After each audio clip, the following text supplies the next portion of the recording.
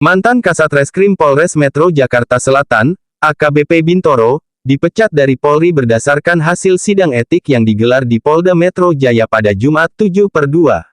Usai mendengarkan pembacaan putusan sidang, Bintoro disebut menyesali perbuatannya dan menangis.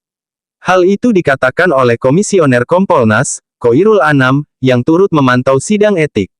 Menyesal dan menangis, kata Anam kepada wartawan. Adapun dalam petikan putusan sidang terhadap Bintoro, selain dipecat dari Polri, Bintoro juga diminta meminta maaf kepada pimpinan Polri dan pihak yang dirugikan atas perbuatannya. Bintoro menyatakan banding atas putusannya itu.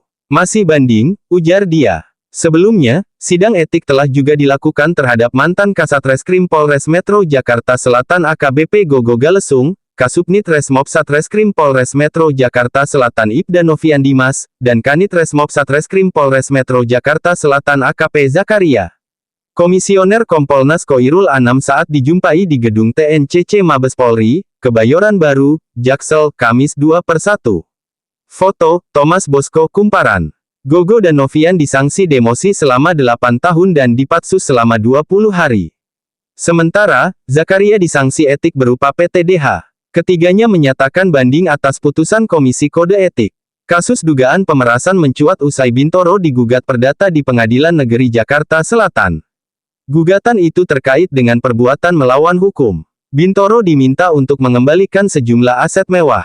Dikutip dari SIPPPN Jakarta Selatan, gugatan itu terregister dengan nomor perkara 30 PDT, G, 2025 PNJKT, Sel, tertanggal tanggal 7 Januari tahun 2025.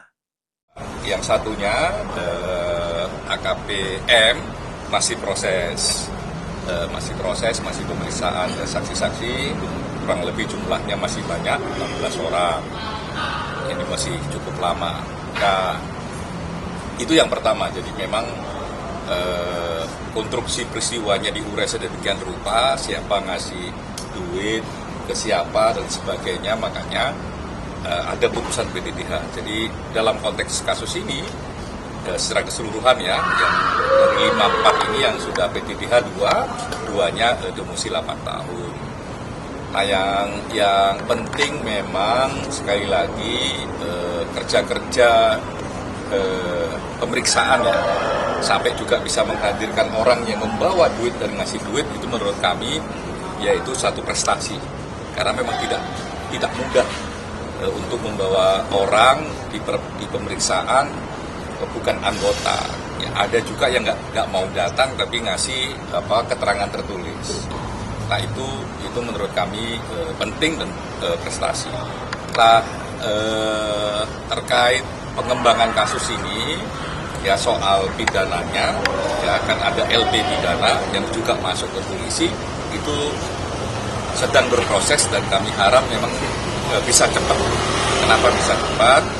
Karena sebenarnya konstruksi peristiwanya sudah mulai terurai dengan baik. Jadi kerja-kerja Paminal, kerja-kerja sidang KKIP itu sudah bisa memberikan konstruksi bangunan bagaimana basis ceritanya. Jadi kalau ada proses pidana, ya tinggal nambahin maksimal 40% itu sudah bisa jalan.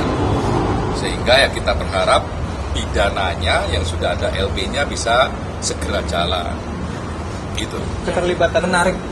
Ya. Saya ini menarik, AKBPG dan AKBPP itu kan merupakan mantan Kasat Reskrim. Ya. Karena AKBPG hanya didemosi 6 tahun, 8 tahun. Ya. Kemudian AKBPP justru kena PTDH. Apa yang membuat AKBPP terkena sanksi berat? Apakah aktif